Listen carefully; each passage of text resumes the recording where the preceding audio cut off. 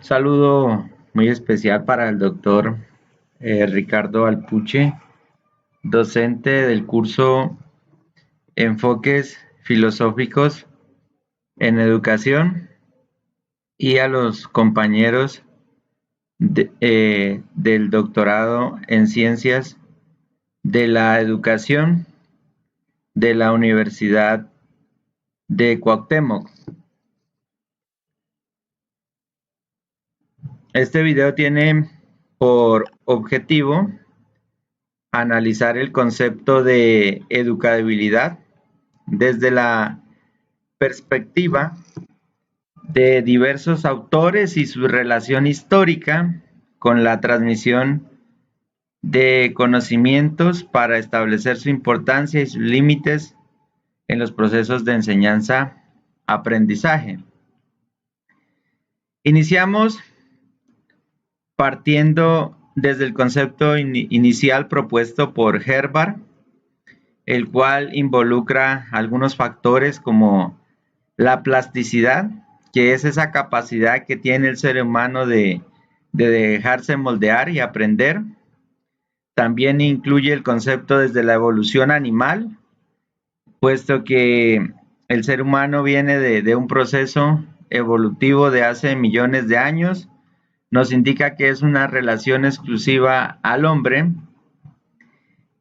También describe la educabilidad volitiva, que es exclusiva de animales nobles, domésticos como los perros y gatos, y también nos habla de la moralidad del hombre.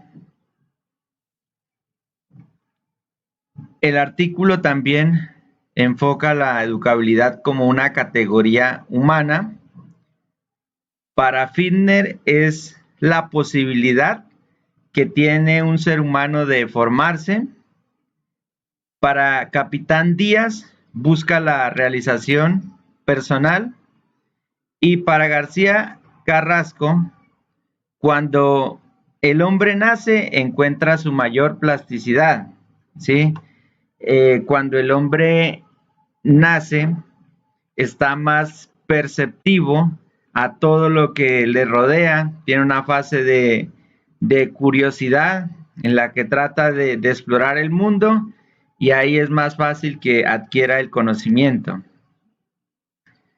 Luego encontramos otros autores que describen la educabilidad desde un concepto histórico, ¿sí?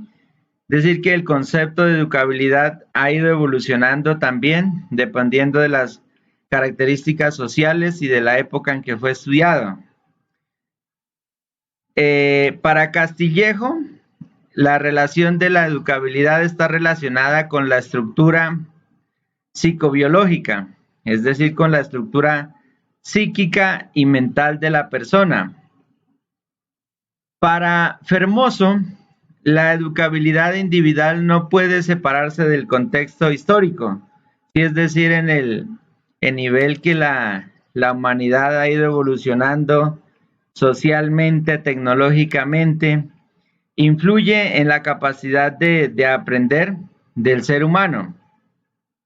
Para Fitner, es una formatividad a la capacidad del hombre y de comportarse de un modo dúctil, ¿sí? Es decir, que el hombre tiene una capacidad de aprender y es dúctil al aprendizaje y se puede moldear. Para Capitán Díaz son muy importantes las teorías psicológicas porque influyen en la estructura psíquica del ser humano. Bueno, el autor aquí relaciona los límites de la educabilidad, ¿sí?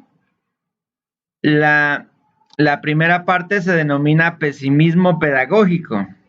Quiere decir que todo se relaciona a la herencia biológica, es decir, que el hombre nace con una estructura genética y con eso se queda, que no le va a permitir desarrollar más de lo que está prediseñado genéticamente.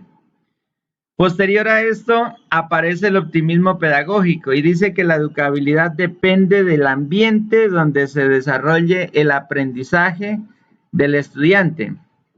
Y el tercer concepto que involucra la herencia y el ambiente y es llamado optimismo moderado. Bueno, aquí podemos mirar el concepto de pesimismo pedagógico, ¿sí?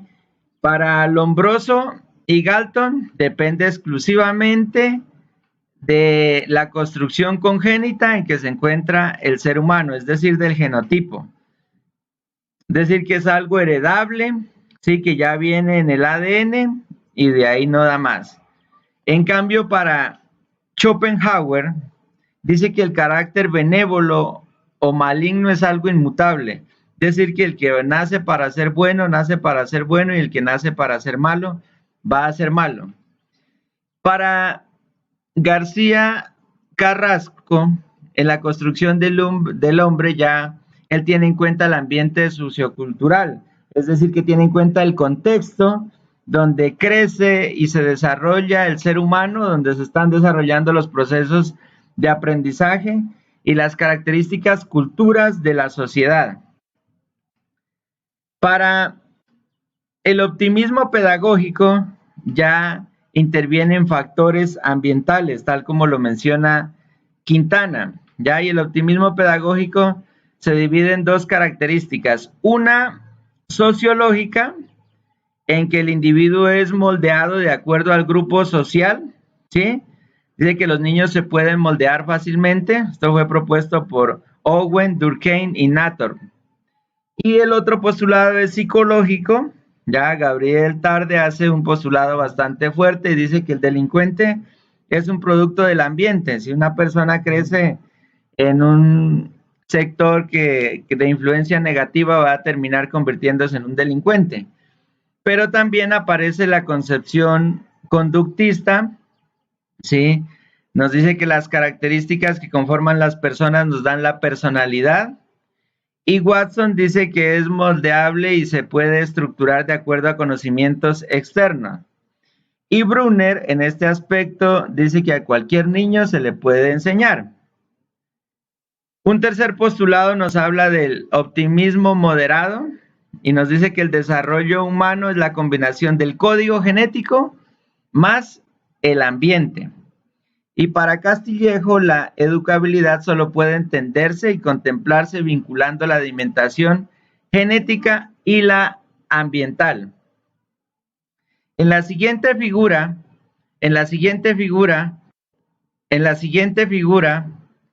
nos habla de las limitaciones generales de la educabilidad. Aquí encontramos la contradicción del mismo hombre, las limitaciones del educando, las limitaciones del educador, la oposición entre la naturaleza y la cultura, las limitaciones entre la situación y el tiempo, ¿sí? Es decir, que un sujeto va a encontrar factores negativos en su desarrollo de aprendizaje que pueden ser de él mismo, del educador o en la naturaleza o en el contexto o ambiente donde se esté desarrollando el aprendizaje. Estos postulados fueron propuestos por Jaspers, Tolkotter y Herbart.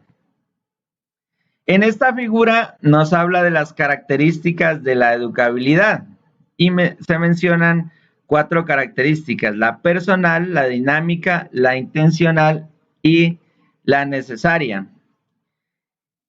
También tiene en cuenta que para la educabilidad es importante la espiritualidad del ser humano, que es una categoría general del espíritu y se reflejan 3 características: la personal, la relacional y la activa, según San Cristóbal.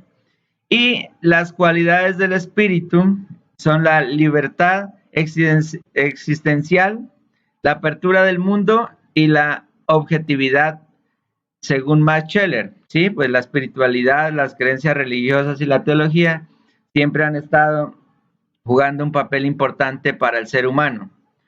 Como conclusión, tenemos que la educabilidad es una cualidad humana de disposiciones y capacidades complejas que permiten a las personas recibir influencias para lograr la capacidad de aprender pero es un proceso complejo porque influyen muchas variables psíquicas, biológicas y de contexto donde se desarrolla el proceso de aprendizaje.